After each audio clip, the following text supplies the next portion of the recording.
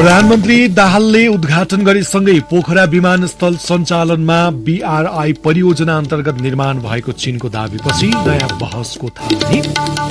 प्रदेश 1 मा नयाँ सरकार बनाउने प्रक्रिया शुरू, केन्द्रमा सहमति नहुँदै मुख्यमन्त्रीमा एमाले र माओवादी केन्द्र दुवैको दाबी। छिमेकी मुलुक चीनमा कोरोना भाइरस संक्रमण पुनः तीव्र बनेपछि नेपालमा बुस्टर डोजको माग बढ्दै खोप पर्याप्त नभएको अवस्थामा नयाँ खोप ल्याउने सरकारको तयारी। युक्रेनमा आक्रमण गरेर रुसी राष्ट्रपति पुटिनले आफ्नै देशलाई बर्बाद पारेको युक्रेनी राष्ट्रपति जेलेन्स्कीको आरोप। र Lumbini all star Nepal T20 league क्रिकेटको प्लेअफमा प्रवेश गर्ने पहिलो टोली बन्न सफल। पछिल्लो खेलमा विराटनगर सुपर किङ्स 12 रनले पराजित। नमस्कार, कान्तिपुर डायरीका साथमा साथी नवीन र म सन्तोष। समाचार अब विस्तारमा। पोखरा क्षेत्रीय अन्तर्राष्ट्रिय विमानस्थल सञ्चालनमा आएको छ। प्रधानमन्त्री पुष्पकमल दाहालले आज पर्यटकीय नगरी पोखरामा आयोजित एक विशेष समारोहमा विमानस्थलको औपचारिक रूपमा उद्घाटन गर्नुभयो। उद्घाटनसँगै हिमालय एयरलाइन्सले डेमो उडान भरेको छ। यद्यपि अन्तर्राष्ट्रिय नियमित उडान भने फागुन दोस्रो सातापछि मात्रै खुला हुनेछ। पुरानो विमानस्थलदेखि 3 किलोमिटर पूर्व छिने डाँडा क्षेत्रको 200 हेक्टर क्षेत्रफलमा करिब 22 अर्ब रुपैयाँ चिनिया ऋण लगानीमा अन्तर्राष्ट्रिय विमानस्थल निर्माण भएको हो। नयाँ विमानस्थल पूर्ण क्षमतामा सञ्चालन आउनु अघि पुरानो विमानस्थलबाट जोमसम चल्ने साना जहाज, हेलिकप्टर, अल्ट्रालाइट चल्नेछन्। त्यसपछि 6 दशक पुरानो विमानस्थल पूर्ण रूपमा विस्थापित हुनेछ। अन्तर्राष्ट्रिय विमानस्थल सञ्चालन भएसँगै पोखरेली वासीको करिब 5 दशक अघिको सपना पूरा भएको भन्दै स्थानीयले खुशी व्यक्त गरेका छन्। विमानस्थल उद्घाटन गर्दै प्रधानमन्त्री दाहालले अब अन्य ठूला र नयाँ योजनाले पोखरामा थप रोजगारी सृजना गर्ने बताउनुभयो। ती योजनाहरूले पोखरा, गण्डकीको साथै समग्र नेपालको अर्थतन्त्रमा योगदान पुर्याउने प्रधानमन्त्री दाहालको भनाइ छ। जसरी अहिले यहाँ हाम्रा नाकाहरू खोल्ने प्रक्रिया अगाडि बढेको छ, रेलवे परियोजनाको सर्वे प्रक्रिया अगाडि बढेको छ, अन्य ठूला परियोजनाहरू अगाडि बढाउने प्रयास भएको छ। म चीन सरकारसँग अपिल गर्न चाहन्छु, यसलाई गति दिएर धेरै भन्दा धेरै ठूला परियोजनाहरू सम्पन्न गर्ने, नेपाली युवाहरूको लागि रोजगारी सृष्टि गर्ने, नेपाली जनताको विकास र समृद्धिको आकांक्षा पूरा गर्न सहयोग हुने विश्वास पनि म व्यक्त गर्न चाहन्छु। यति भनिसकेपछि अब पोखरा सिधै धेरै राष्ट्रसँग सम्पर्क गर्ने केन्द्र बनेको छ। यसले कास्कीको गण्डकी प्रदेश र नेपालकै पनि अर्थतन्त्रको विकासमा महत्वपूर्ण योगदान गर्ने सुनिश्चित नै छ। नागरिक उड्डयन प्राधिकरणका महानिर्देशक प्रदीप अधिकारीले विमानस्थल निर्माणमा तत्कालीन पर्यटन मन्त्री रविन्द्र अधिकारीको योगदान महत्वपूर्ण भएको बताउनुभयो। यस घडीमा संसदको विकास समितिको सभापति रूपमा होस् वा संस्कृति, पर्यटन तथा नागरिक उड्डयन मन्त्रालयको नेतृत्वमा रहेर होस्, निरन्तर पहल र सहजीकरण गरी आयोजनाको आधारशिला तयार गर्नुहुने स्वर्गीय रविन्द्र अधिकारी ज्यूप्रति हार्दिक सम्मान सहित हार्दिक श्रद्धासुमन अर्पण गर्न चाहन्छु। अन्तर्राष्ट्रिय हवाई सञ्जालमा जोड्दै यस क्षेत्रको समृद्धिको ढोका खोल्ने तपाईँको सपना आज केही हदसम्म पूरा भएको महसुस गरेको छु। पोखरा अन्तर्राष्ट्रिय विमानस्थलको निर्माण भएसँगै भू राजनीतिक बहस पनि जन्मिएको छ। उद्घाटनको अघिल्लो दिन चिनिया दूतावासले सो विमानस्थल बीआरआई परियोजना अन्तर्गत निर्माण भएको दाबीसहित ट्वीट गरेपछि बहस शुरू भएको हो। विमानस्थल निर्माण सम्बन्धी दस्तावेजमा बीआरआई बारे केही उल्लेख थिएन। विमानस्थल उद्घाटन हुने बेलामा चिनिया पक्षले सो परियोजना बीआरआई अन्तर्गत भएको दावी गरेपछि सार्वजनिक वृत्तमा आलोचना समेत भएको छ। चिनिया दावीप्रति नेपाली पक्षले भने अहिलेसम्म केही बताएको छैन।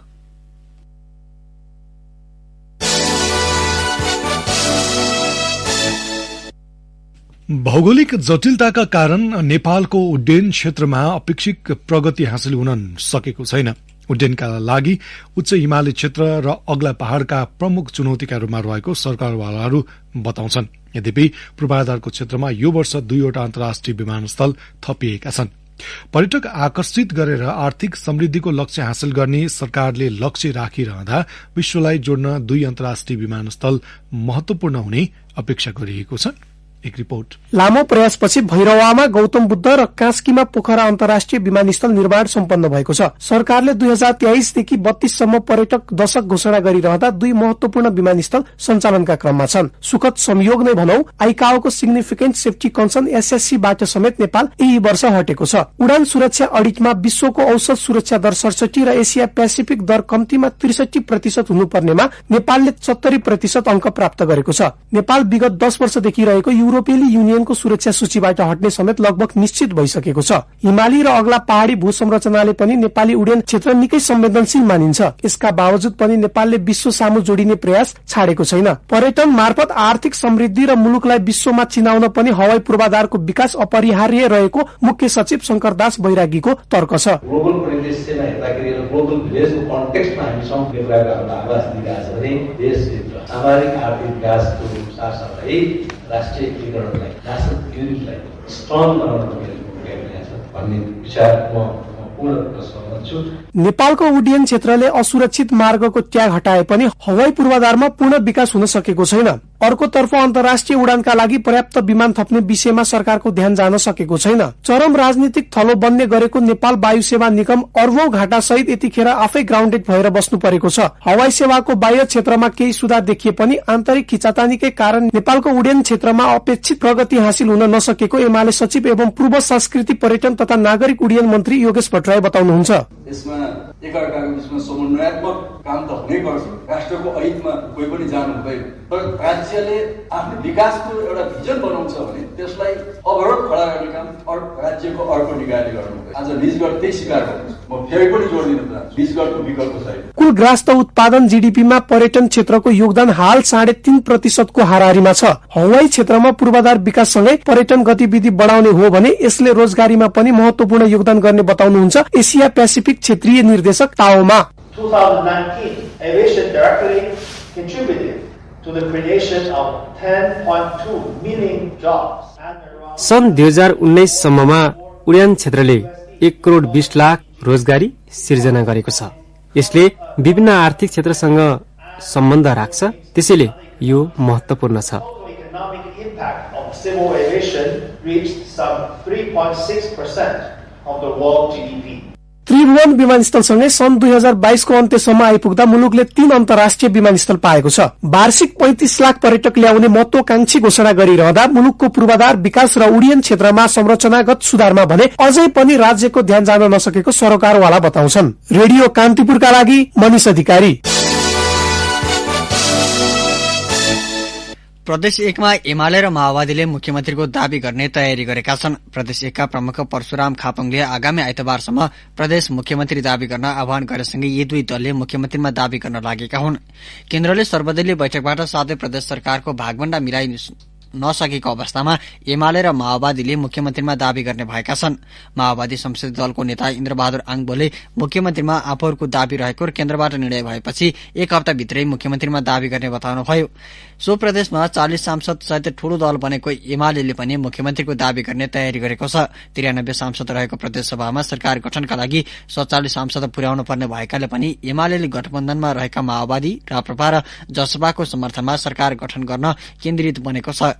दलको बैठकले नेता हिक्मत कार्कीको संयोजकत्वमा सरकार निर्माण लगायतका विषयमा अन्य दलहरूसँग छलफल गर्न 5 सदस्यीय कार्यदल गठन गरिसकेको छ।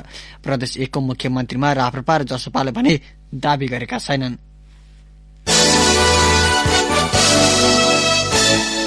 अब कान्तिपुर सविस्तारको पालो। कान्तिपुर सविस्तार। मुलुकमा बुस्टर डोजको खोप पर्याप्त नभएको अवस्थामा ओमिक्रोन एडजस्टेबल खोप ल्याउने प्रक्रिया शुरू भइसकेको छ।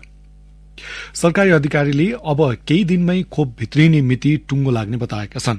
छिमेकी मुलुक चीनमा कोरोना भाइरस संक्रमण पुनः तीव्र बनेपछि नेपालमा पनि धेरै जसोले बुस्टर डोज खोजी गर्न थालेका छन्। नेपालमा भने हालसम्म नयाँ प्रजातिको संक्रमण पुष्टि भइसकेको छैन, तथापि स्वास्थ्य मापदण्ड कडाइका साथ अपनाउन विज्ञहरूले सुझाव दिएका छन्। पछिल्लो समय कोरोना भाइरस संक्रमणको नयाँ प्रजातिले चीनमा संक्रमण दर उच्च बनेसँगै विश्वव्यापी रूपमा फेरि अर्को संक्रमण बढ़न सक्ने चिन्ता व्यक्त भएका छन्। छिमेकी देश भएकाले नेपालमा पनि उच्च जोखिम रहन सक्ने देखिएको छ। त्यसैले कोरोना भाइरस विरूद्धको खोप नलगाई बसेका व्यक्तिहरू पनि बुस्टर डोजको खोप खोज्न थालेका छन्। सरकारले पनि सतर्कताका उपायहरू अपनाइसकेको छ। स्वास्थ्य तथा जनसंख्या मन्त्रालयका प्रवक्ता डाक्टर संजय कुमार ठाकुर स्वास्थ्य सतर्कताका लागि सबैतिर निर्देशन जारी गरिसकेको भएको बताउनुहुन्छ। उहाँ भन्नुहुन्छ, हब हस्पिटलदेखि लिएर नाकाहरूमा त्यो हेल्थ डेस्कहरूलाई इन्टरनेसनल एयरपोर्टहरूमा सम्पूर्णतिर सतर्कता मात्रै होइन, थप निगरानी, जाँच पडताल, क्वारेन्टाइन आदिहरूको जुन व्यवस्था थियो त्यसलाई थप कडाइका साथ लागू गर्नु भनेर भनि नै सकेका छौँ। कोरोनाको संक्रमण इन्डियामा पनि त्यति धेरै नफैलिसकेको र हाम्रोमा त छँदै छैन। पछि अझै यसमा थप कडाई गरेर अनि क्वारेन्टाइन गर्ने कुरा नै छ। अहिलेलाई जति गरिरहेछौँ त्यसले पनि सफिसियन्टली नै भइरहेको छ।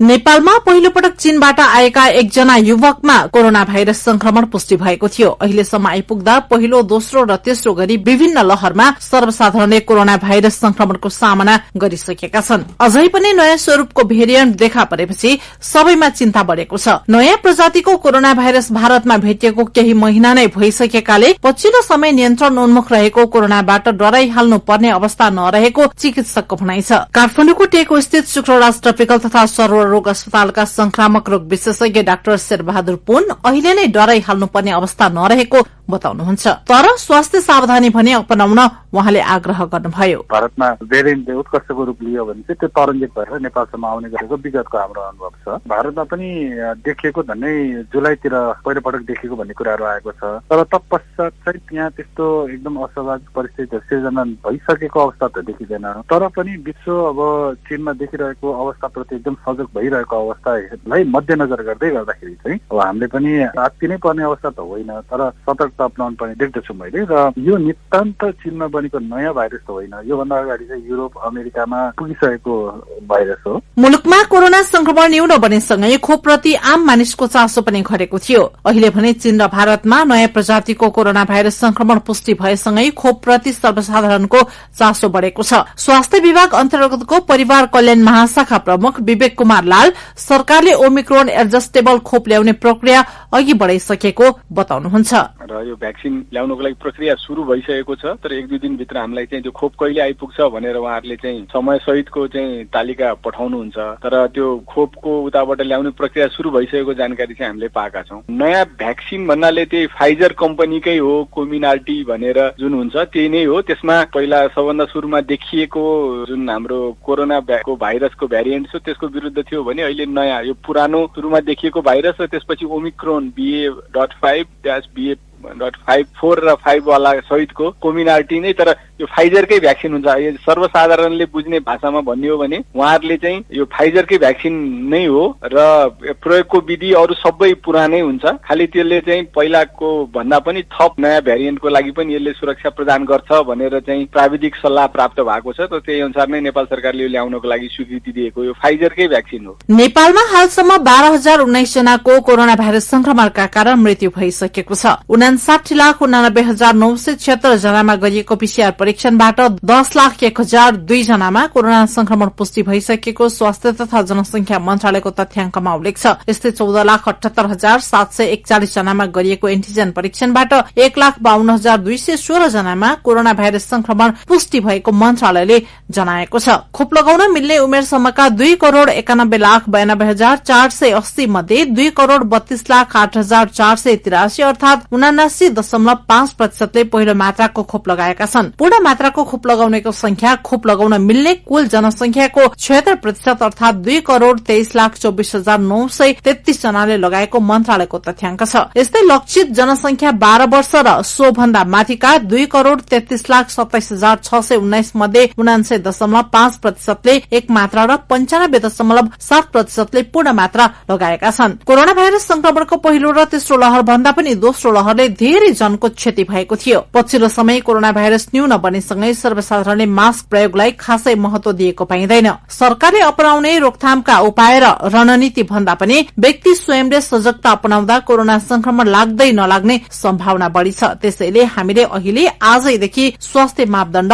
अपनाउन शुरू गरौं। रेडियो कान्तिपुरका लागि पार्वता चौधरी। कान्तिपुर सविस्तार। कान्तिपुर डायरीमा अब ब्रेकको पालो। ब्रेकपछि अब बाँकी प्रसंग पछिल्लो राजनीतिक घटनाक्रम र सरकारमा सहभागिताका विषयमा छलफल गर्न बसेको एकीकृत समाजवादी पार्टीको स्थायी कमिटी बैठक निष्कर्षविहीन बनेको छ। काठमाडौँमा 2 दिन बसेको बैठकमा सरकारमा जाने र नजाने विषयमा नेताहरूबीच मत भिन्नता हुँदा निष्कर्षविहीन बनेको हो। अधिकांश नेताहरूले राजनैतिक परिस्थिति अनुसार सरकारमा जानुपर्ने धारणा राख्दा एमाले सहित 7 दलीय गठबन्धनमा केही नेताले अडान लिएका थिए। बैठकमा नेताहरूले सरकारमा जाने वा नजाने विषयमा फरक फरक मत राखेका थिए। पार्टी प्रवक्ता जगन्नाथ खतिवड़ाले स्थायी कमिटिमा उठेका विषयलाई भोलि बस्ने पोलिट ब्यूरो बैठकले सम्बोधन गर्ने बताउनुभयो। 2 दिन बसेको स्थायी कमिटी बैठकमा अध्यक्ष माधव कुमार नेपाल, सम्मानित नेता झलनाथ कणेल र महासचिव बेदुराम भूषालको वक्तव्यमाथि नेताहरूले धारणा राखेका थिए। पोलिट ब्यूरो बैठक भोलि बिहान 11 बजे पुनः बस्नेछ।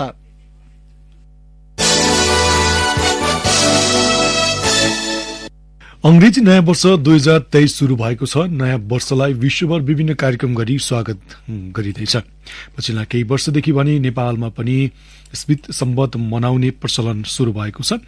अंग्रेजी नयाँ वर्षको पूर्व सन्ध्यामा काठमाडौँको ठमेल, बौद्ध, धुलीखेल, नगरकोट, पोखरा, सौरा, लुम्बिनी लगायतका स्थानमा आन्तरिक तथा बाह्य पर्यटकको भीड़ लागेको थियो। यसैबीच मेरो शान मेरो पहिचान राष्ट्रिय पोशाक संरक्षण अभियान भन्ने नारासहित आज राष्ट्रिय टोपी दिवस विभिन्न कार्यक्रम गरी मनाइएको छ। मुलुकमा पश्चिमा संस्कृतिको प्रभाव बढ्दै गएको भन्दै केही युवाको अगुवाईमा 2070 सालदेखि हरेक वर्षको जनवरी 1 लाई टोपी दिवस र पौष 17 गतेलाई राष्ट्रिय पोशाक दिवसको रूपमा मनाउन शुरू गरेको हो। यता संगीत पारखीका लागि नेपथ्य ब्यान्ड नयाँ नाम होइन। करिब 3 दशक नेपाली गीत संगीतमा बिताइसकेको यस ब्यान्डका मुख्य गायक अमृत गुरुङ अहिले पनि दर्शक श्रोतामाझ लोकप्रिय छन्। उनी गायक गुरुङको नेतृत्वमा नेपथ्यले 1 महिनाको अवधिमा देशका 9 शहरमा सांगीतिक कार्यक्रमको आयोजना गरेको छ। कोरोना महामारीका कारण पछिल्लो समय ठूला कन्सर्ट आयोजना हुन नसकेको अवस्थामा नेपथ्यले गरेको कार्यक्रममा दर्शकको राम्रै साथ पायो। एक रिपोर्ट।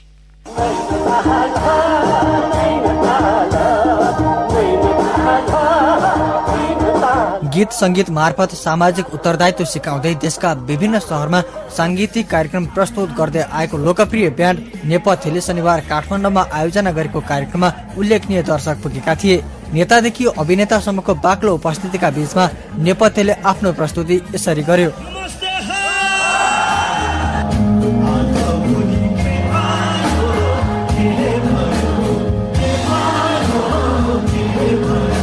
गीत संगीतलाई व्यावसायिक भन्दा पनि सेवाको भावमा रूपान्तरण गर्दै संगीत पारखीको मन जित्दै आएको लोकप्रिय ब्यान्डले यो पटक मानव सेवा आश्रमको सहयोगका लागि देशका 9 वटा शहरमा आफ्नो प्रस्तुति देखायो। गत मङ्सिर 16 गते विराटनगरबाट शुरू भएको सांगीतिक यात्रालाई वीरगञ्ज, हेटौडा, नारायणगढ, नेपालगञ्ज, धनगढी, सुर्खेत, बुटोल र पोखरा हुँदै अंग्रेजी नयाँ वर्षको पूर्व सन्ध्यामा काठमाडौँमा बिट मार्यो। यो पटक संगीत मार्फत मानव सेवाको सन्देश प्रवाह गरेको नेपथ्यले कार्यक्रम मार्फत उठेको रकम आश्रमलाई प्रदान गरेको छ।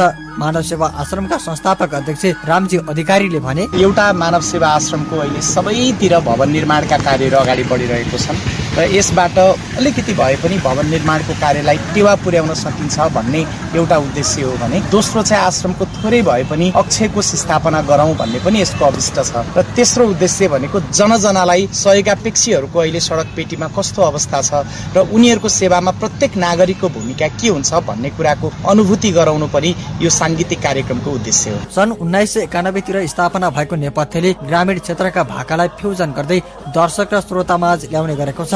गीत संगीत मार्फत सामाजिक उत्तरदायित्वको विषयमा सांगीतिक जागरण गर्दै आएको सो समूहले शान्तिको लागि शिक्षा संगीत यात्रा 2070 नामक अभियान 2057 देखि 2069 सम्म 12 वर्ष शान्तिका लागि शिक्षा र सुन्दर शान्त नेपाल अभियान मार्फत कैयन पटक मुलुक भ्रमणको यात्रा तय गरिसकेको छ। यो पटक अनाथ सन्तानको माया ममता पाउन नसकेका वृद्ध वृद्धा र अन्य विभिन्न कारणबाट परिवारविहीन बनेका मानिसहरूका लागि यात्रा तय गरेको ब्यान्डका प्रमुख गायक अमृत गुरुङले बताए। जसको कोही छैन, जसको केही छैन र उनका लागि त मानव सेवा आश्रमले यस्तो काम गरिरहेको छ ताकि मैले देखेको गर्न नसकेको काम तपाईँहरूले गर्नुभएको छ। जसको कोही छैन, जसको केही छैन, उनका लागि मानव सेवा आश्रमले मानव मन्दिर निर्माण गर्दैछ नेपालका विभिन्न शहरमा। जसले आफ्नो ठाउँबाट सक्नेले भन्ने गरे भयो, नसक्नेले श्रम दिएर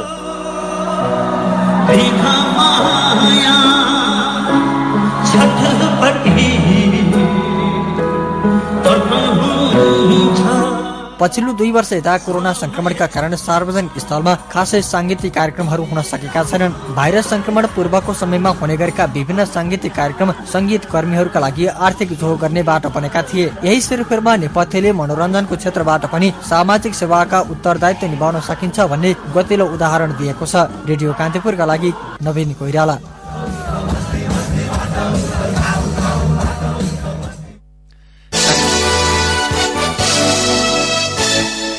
कान्तिपुर डायरीमा अब काभ्रे डायरीको पालो। काभ्रे डायरीमा ज्योति श्रेष्ठको नमस्कार। काभ्रेको महाभारत गाउँपालिकामा केन्द्रीय विद्युतको प्रसारण लाइन परीक्षण शुरू गरिएको छ। भौगोलिक विकटता र असहजताका कारण निरन्तर अभाव झेलिरहेको यस पालिकामा पहिलो पटक केन्द्रीय विद्युतको प्रसारण लाइनको परीक्षण शुरू गरिएको हो। नेपाल विद्युत प्राधिकरण grid solar and energy efficiency आयोजनाबाट महाभारत गाउँपालिकाको सबै वडामा विद्युत प्रसारणको पूर्व तयारी पूरा भएसँगै परीक्षण शुरू गरिएको गाउँपालिकाका अध्यक्ष कान्छालाल जिम्बाले जानकारी दिनुभयो। हालसम्म 1, 2 र 8 बाहेकका सबै वडामा केन्द्रीय प्रसारण लाइनसँगै शाखा प्रसारण लाइन समेत जडान भइसकेको पालिकाका अध्यक्ष जिम्बाले बताउनुभयो। बाँकी वडामा प्रसारणको पूर्व तयारी धमाधम भइरहेको बताउँदै 1 वर्षभित्र पालिकाका सबै वडामा बिजुली पुग्ने जिम्बाले जानकारी दिनुभयो। जिल्लाको नवबुद्ध नगरपालिकाले 5 जना कृषक, कृषि फार्म तथा सहकारीलाई विभिन्न कृषि सामग्री वितरण गरेको छ। नवबुद्ध नगरपालिकामा सञ्चालित फलफूल तथा तरकारी मूल्य श्रृंखला विकास परियोजनाको आर्थिक सहयोगमा प्लास्टिक टनेल, प्लास्टिक पोखरी, थोपा सिंचाई सेट, मल्चिङ प्लास्टिक क्रेट लगायतका सामग्री हस्तान्तरण गरिएको हो। कृषि शाखाले आयोजना गरेको कार्यक्रममा छनौट भएका लाभग्राहीलाई नगर प्रमुख कुनसाङ लामाले सामग्री हस्तान्तरण गर्नु भएको हो। परियोजना अन्तर्गत वडा नम्बर 2, 5 र 8 मा बाँसको plastic tunnel, mulching plastic, drip set र प्लास्टिक पोखरी निर्माण कार्यक्रम सञ्चालन गरिएको छ। काभ्रेमा सञ्चालनमा रहेको सम्पूर्ण नदीजन्य तथा खानीजन्य उद्योगहरू मापदण्ड विपरीत सञ्चालनमा रहेको पाइएको छ। जिल्ला समन्वय समितिले सार्वजनिक गरेको नदीजन्य पदार्थ संकलन र उपयोग तथा खानीजन्य उद्योगहरूको जिल्ला स्तरीय अनुगमन गर्न बनेको कार्यदलले तयार गरेको प्रतिवेदनमा काभ्रेमा नदीजन्य तथा खानीजन्य उद्योगहरू मापदण्ड विपरीत सञ्चालनमा पाइएको हो। सार्वजनिक प्रतिवेदनमा उद्योगहरूले सामान्य मापदण्ड समेत पालना नगरेको पाइएको उल्लेख छ। प्रतिवेदन अनुसार जिल्लामा रहेको 48 वटा खानी तथा नदीजन्य उद्योग मध्ये 30 वटा मात्रै सञ्चालनमा रहेको पाइएको छ। कार्यदलले 42 वटा उद्योगहरूको अनुगमन गरेको थियो। आन्तरिक स्रोतको नाममा जथाभावी उद्योग सञ्चालन गरेर सामान्य मापदण्ड पनि पूरा नगर्ने उद्योगहरूलाई कसरी कारबाही गर्ने र कसरी व्यवस्थापन गरिने भन्ने विषयमा थप अध्ययन गरिने जिल्ला समन्वय समितिका प्रमुख दीपक कुमार गौतमले बताउनुभयो। काभ्रेमा पछिल्ला केही महिनादेखि पशु चौपायामा देखिएको रेबिज रोगको संक्रमण नियन्त्रणमा आएको जिल्ला स्वास्थ्य कार्यालय र भेटेनरी अस्पताल तथा पशु सेवा विज्ञ केन्द्रले जनाएको छ। केन्द्रले हप्तादेखिको निगरानी तथा रेबिज विरुद्धको खोप लगाएपछि नियन्त्रणमा आएको हो। मंसिरको पहिलो सातादेखि महाभारत गाउँपालिकाको 2 गाउँमा रेबिज संक्रमणका कारण पशुहरू मरेका थिए। रेबिज संक्रमित पशुको स्याहार सुसारमा लागेकाहरूलाई रेबिज विरुद्धको खोप लगाएपछि नियन्त्रणमा आएको केन्द्रले जनाएको छ। मण्डन देवपुर नगरकै केही स्थानमा बितेको 2 महिनाको अवधिमा 22 वटा गाई मरेका थिए। यस्तै मरेको कुकुरमा रेबिज पुष्टि भएको स्थानका करिब 30 व्यक्तिलाई रेबिज विरुद्धको खोप लगाइएको छ। हौस् त यसका साथै काभ्रे डायरीबाट ज्योति श्रेष्ठ बिदा हुन्छु। नमस्कार। काभ्रे डायरीपछि कान्तिपुर डायरीमा पुनः ब्रेकको पालो। अब आर्थिक प्रसंग। नेपाल ओइल निगमले हाललाई इन्धनको मूल्य यथावत राख्ने भएको छ। भारतबाट केही मूल्य बढेर आए पनि समग्रमा निगम वार्षिक 79 करोड़ नाफामा रहेकाले हाललाई इन्धनको मूल्य यथावत राख्ने भएको हो। निगमले एक विज्ञप्ति जारी गर्दै भारतीय ओइल कर्पोरेशनको बग्यता नेपाल सरकारको ऋण व्यवस्थापन चुनौतीपूर्ण अवस्था रहेकाले हाललाई पेट्रोलियम पदार्थको खुद्रा मूल्य यथावत राखिएको उल्लेख गरेको छ। भारतीय ओइल कर्पोरेशन आईओसीले नेपाल ओइल निगमलाई आज इन्धनको मूल्य बढ़ाएर पठाएको छ। अन्तर्राष्ट्रिय बजारमा प्रशोधित इन्धनको मूल्य बढेपछि आईओसीले पनि मूल्य बढ़ाएर पठाएको निगमले जनाएको छ। आईओसीले पठाएको नयाँ मूल्य सूचीमा पेट्रोलको भाव प्रति लिटर 2 रुपैयाँ 54 पैसा, डिजेलमा 2 रुपैयाँ 95 पैसा, हवाई इन्धनमा 4 रुपैयाँ 13 पैसा र ग्यासमा प्रति सिलिण्डर 78 रुपैयाँ 22 पैसा बढ़ेर आएको छ। अब अन्तर्राष्ट्रिय प्रसंग युक्रेनका राष्ट्रपति भोलोदिमिर जेलेन्स्कीले रुसका राष्ट्रपति भ्लादिमिर पुटिनले आफ्नै मुलुकलाई बर्बाद पारेको आरोप लगाउनु भएको छ। युक्रेनका राष्ट्रपति जेलेन्स्कीले नयाँ वर्षको अवसरमा शुभकामना व्यक्त गर्दै रुसका राष्ट्रपति पुटिनले युक्रेनमाथि आक्रमण तीव्र पारेर आफ्नै जनतालाई बर्बादीतर्फ धकेलेको बताउनु भएको बीबीसीले जनाएको छ। रुसले हिजो मात्र युक्रेनका विभिन्न शहरमा आक्रमण तीव्र पारेको छ। सन् 2023 को शुरूआती समयमा नै रुसको अथक हवाई अभियानबाट थाकेका युक्रेनीहरूमा थप क्रोध र घृणा बढाएको छ। राजधानीमा नयाँ वर्ष मनाउन भेला भएका नागरिकमाथि पनि रुसी सेनाले आक्रमण गरेको युक्रेनी अधिकारीले आरोप लगाएका छन्। रुसले युक्रेनमाथि आक्रमण शुरू गरे यता पछिल्लो समय सबैभन्दा ठूलो हवाई हमला भएको हो। हालै भएका दर्जनौं आक्रमणले युक्रेनको अधिकांश क्षेत्रमा विद्युत कटौती भएको छ। मस्कोले बारम्बार नागरिकहरूलाई निशाना बनाएको अस्वीकार गरेको छ, तर राष्ट्रपति पुटिनले महत्वपूर्ण ऊर्जा सुविधाहरूमा प्रहार गरेको स्वीकार समेत गर्नुभएको छ।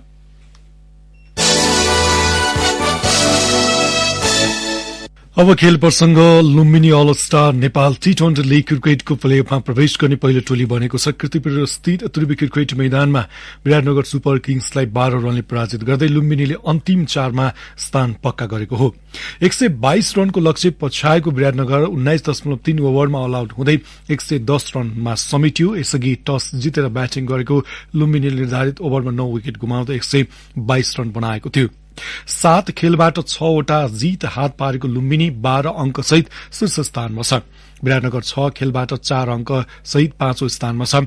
त्यस्तै आजै भएको अर्को खेलमा काठमाडौँ नाइट्सले जनकपुर रोयल्सलाई 90 रनले पराजित गर्दै तेस्रो स्थान हात पारेको छ। 181 रनको लक्ष्य पछ्याएको जनकपुर 9.1 ओभरमा अल आउट हुँदै 90 रनमा समेट्यो। यसअघि जनकपुरले टस जितेर फिल्डिङ रोजेपछि पहिले ब्याटिङ गरेको काठमाडौँले निर्धारित ओभरमा 6 विकेट गुमाउँदै 180 रन बनाएको थियो। जितसँगै 5 खेल खेलेको काठमाडौँ 6 अंक सहित तालिकाको तेस्रो स्थानमा छ। हारका बावजुद जनकपुर 8 अंकका साथ दोस्रो स्थानमा छ।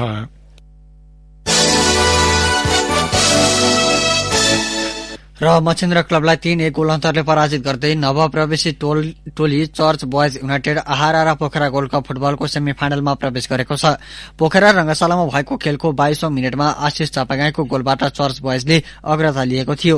खेलको 47औं मिनटमा आशिषले व्यक्तिगत दोस्रो गोल गर्दै चर्च बोयजको अग्रता दोब्बर पारे। पहिलो हाफमा 2-0 को अग्रता लिएको खेलको 65औं मिनटमा चर्च बोयजका आशिष चौधरीले थप 1 गोल गरे। मछिन्द्रका सौरभ सुब्बा खेलको 91 मिनटमा 1 गोल फर्काउन पुगे।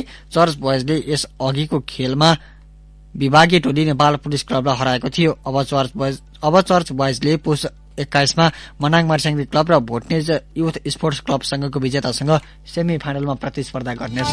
हवस् त यिनै प्रसंगसँगै कान्तिपुर डायरी अहिलेलाई सकिन्छ। भोलि बिहान 6:30 बजे हामी नियमित बुलेटिनका साथमा उपस्थित हुनेछौं। अहिलेलाई न्यूज डेस्कका सम्पूर्ण साथीहरूसँगै साथी नवीन र म सन्तोष बिदा हुन्छौं। नमस्कार, शुभरात्रि।